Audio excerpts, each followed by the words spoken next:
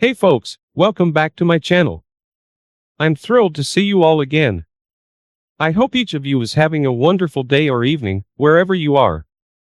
Let's explore some fascinating stories and rich emotions together in this video. The sound of the alarm clock cut through the morning silence with its annoying sharp beeping. Cliff opened his eyes, trying to suppress an irritated groan. It seemed like he had just touched the pillow half an hour ago, but the clock already showed 7 a.m. What a mystery! Lately, as a decent young parent, he hadn't been getting enough sleep. Nights were dedicated to his 6-month-old child, Oliver. He and his wife were constantly jumping up at the sound of the calling cry from the crib, reminiscent of a siren's wail. But now the apartment was quiet. The child and his wife were still sleeping. Cliff carefully kissed Kendall on the forehead and then got out of the warm blanket. Unable to rest, he tiptoed to the crib, first thing, and looked inside. The tiny boy was snoring, his fist nestled under his chubby cheek. Cliff couldn't help but smile. The child was long awaited in their family. The man couldn't be happier about becoming a father, and when people told him that the boy was his spitting image, he would dissolve into a satisfied smile. Such things as children's whims, sleepless nights, or dirty diapers seemed like nothing to him. He worked hard, but tried to help his wife with these responsibilities. The man enjoyed playing with his son, bathing him, and pushing the stroller for hours along the streets on weekends, just to make sure his son slept in the fresh air. The workday on Monday didn't go well for Cliff, who worked in the field of water purification. There were problems with the delivery of materials, which meant that work at enterprises had to be suspended. Naturally, clients were dissatisfied, and it was up to Cliff to speak with them. By the end of the day, the man dreamed of returning home and hugging his son as soon as possible. But sad surprises in his life were just beginning. When he was stuck in evening traffic on his way home, his wife called on his smartphone. "Hi, Kendall," answered the husband, trying to hold the phone and make a turn at the same time. "Will you come home soon?" his wife asked, her nervousness evident in her voice. The man frowned. What if something had happened to their son? "The city is jam-packed, but I'll be there in 40 minutes for sure," he promised. Did something happen? No, she hurried to reassure her husband. "Everything is fine." "Don't hurry." After that, Kendall hung up. The conversation seemed strange to Cliff. Despite his wife's request not to hurry, he hastened home. To his great surprise, he didn't find his wife at home. Their son was sleeping in the crib, but his mother wasn't there. Deciding that she might have gone down to the neighbor, he went to the kitchen to have dinner. But instead of dinner, a note attached to one of the magnets on the refrigerator was waiting for him. His wife wrote, "Rushing." The text was barely legible, and it took him several attempts to understand its essence. He simply couldn't believe his eyes. "Forgive me, Cliff. I can't stay with you and our son. Circumstances have arisen. Tell our son that I love him." Of course, the man thought it was a prank. He started calling Kendall, and then her acquaintances, but to no avail. She disappeared. Thus began the new life of Cliff and his son, Oliver. Raising a child was difficult, and it was not getting any easier with time. Although numerous blogs that he scoured, searching for answers to his questions, asserted that it was about to get a little easier. When the baby starts to eat, you will be easier. When the baby takes his first steps, you'll be easier. When he goes to school, you'll be easier, and now Cliff could answer all such statements categorically. No, there was nothing easy about parenting. Each year brought its own difficulties. At first, the man had to work with the child in his arms, while delving into issues of infant feeding. The child sometimes got sick, things got confused, and Cliff's head spun. Then he made a daily schedule of tasks, and in a few months, learned to handle the responsibilities skillfully. During this time, Kendall had only sent one message, the divorce papers. But she refused custody. Without feeling any pity, Cliff signed the necessary papers and forgot about the woman forever. When Oliver became a schoolboy, his father had to not only deal with the crisis of adulthood, but also attended parent-teacher meetings. He felt like a black sheep among the army of mums. However, all these difficulties did not prevent the father and son from living a happy life. Cliff raised a kind and responsive boy, who could stand up for himself and for the weaker ones. Oliver went to karate and swimming from the age of 4. He was healthy and a real source of pride for Cliff. The fact that Kendall once existed in their lives was forgotten. Even Oliver, having asked a couple of questions about his mother in childhood, also stopped thinking about her. Only Kendall herself reminded them of her existence when Oliver turned 18. Oliver was supposed to celebrate with friends at a country house on the weekend. They had rented it. On Tuesday, on his birthday, he and his father gathered for a family dinner, which they planned to finish with a festive cake. Suddenly, the doorbell rang. The men glanced at each other. "Are you expecting guests?" Cliff smiled. "Well, actually, no. Everyone already congratulated me." "Maybe Ruby?" Oliver responded and went to open the door. There was a woman he didn't know on the doorstep. The birthday boy looked at the guest in surprise. "Hello," he said politely. "Oliver, dears," the woman immediately said, and her voice trembled. "Oliver, my boy, how you've grown." She rushed to the astonished Oliver, hugging him tightly. The young man was stunned, stepped back, not understanding what was happening. Cliff saw the scene as he came out of the kitchen.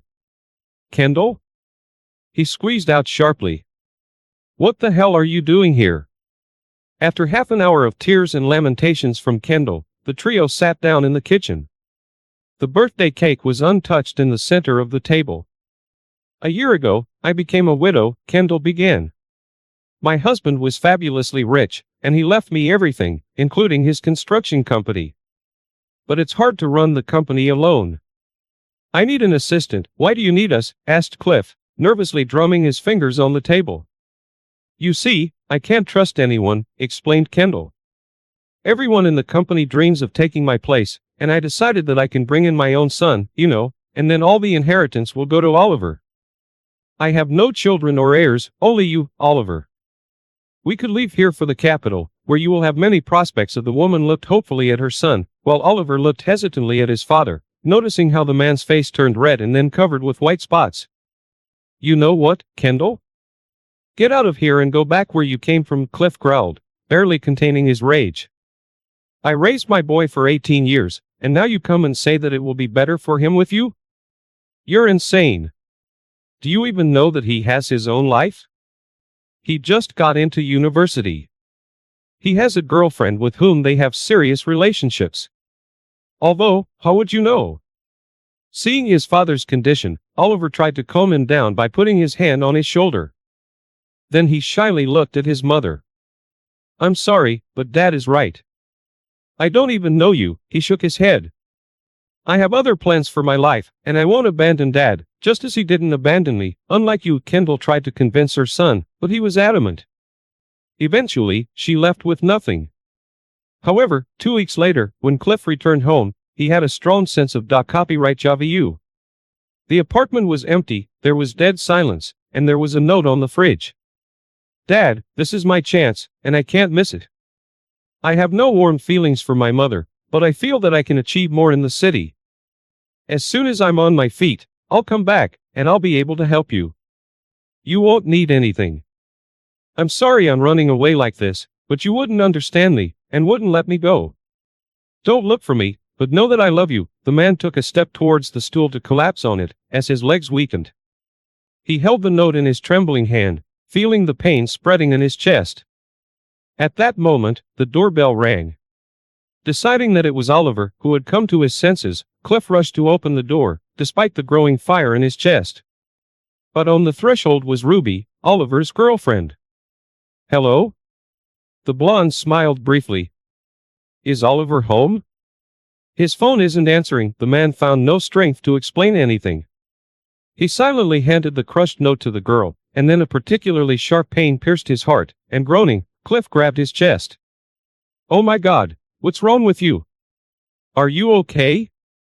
Ruby rushed to the man who collapsed on the floor, but he could no longer answer. The girl immediately called an ambulance, but they couldn't save the man. It seemed that his heart simply couldn't withstand the second betrayal. Ruby buried him very modestly. Unable to find any other solution, she took some money from the deceased's apartment to pay for the burial, because she had no savings of her own. She hoped that Oliver would come to his father's funeral, but he never showed up. 7 years passed since Oliver's escape and Cliff's funeral. As promised, Oliver not only got back on his feet, but also achieved unprecedented success. He returned to his father as a winner and dreamed of telling him about it. Moreover, he hoped to take his dad with him, show him the capital in a different life. But the apartment greeted him with silence and dust, as if no one had lived there for a very long time. Dumbfounded, Oliver decided to visit his ex-girlfriend, who lived in the next entrance. Ruby opened the door immediately, and Oliver realized that she had not changed at all. Beautiful, with short light hair and naive blue eyes. "Hi," he smiled, feeling awkward. "Oliver?" The girl's eyes widened. "But where did you come from? May I come in?" he asked, nodding towards the apartment. Ruby nodded, stepping aside and allowing her ex-boyfriend to enter the house. She lived there alone. Her grandmother, who raised the girl, died in a car accident 5 years ago. The girl had not yet gotten married and worked at the local library. However, the girl was reluctant to share the details of her personal life, as if she was not telling me something. "Did you come to visit your father's grave?" Ruby asked, pouring tea for the man. "What?" Oliver was baffled. "What grave?" Ruby looked at him in surprise, but then sadness appeared in her eyes. "Don't you know anything, Oliver? I buried your dad. 7 years ago, right after you disappeared, he had a heart attack." That evening, they went to the cemetery, where his son, kneeling at his father's grave, begged for forgiveness. But it was too late. Oliver decided to stay in his hometown for a while. He increasingly visited his ex-girlfriend. Sometimes he would stop by her workplace, saying he was passing by, or invite her for a walk or dinner together. Thus, the odd relationship revived, as if a withered plant were generously watered and the sun warmed it up, allowing it to bloom. The young people began to prepare for the wedding. "We have to visit your father's grave before the wedding," Ruby said when the young people were working on the guest list. So a couple of days later, Ruby and Oliver came to the cemetery to share the happy news with his father. When the young people approached the grave and the girls sat down to lay flowers, a little boy appeared next to them. It was already evening, and Ruby even shuddered when the pale boy, like a ghost, emerged from the mist, asking, "I am sorry, do you have any spare change?" "I'm hungry." The boy was a typical representative of the local beggars, thin, dirty, and sometimes wearing torn clothes. The cemetery was full of such characters, and the guard often chased away those who tried to collect candy or anything else from the graves. Oliver and Ruby exchanged glances, and the man searched his pockets for cash, eventually handing the child a couple of bills. "Aren't you afraid to wander here, boy?" asked Ruby, looking at the child with pain in her heart. He seemed to be around 6 years old. "I'm scared," the child honestly admitted, scratching his head and hiding the money in his pocket. "I wouldn't have come here, but getting a berating from my grandma is even scarier. Maybe the dead won't come out of the graves, but Grandma will definitely beat me if I don't bring money, and the people in the cemetery are kind, unlike in town. They're sad here, that's why they give money, but in the city they chase me, they even hit me sometimes." "So, you're beaten at home? Does your grandmother make you beg?" Ruby asked, feeling increasingly worried. "Yes," the boy nodded, shifting his weight from foot to foot.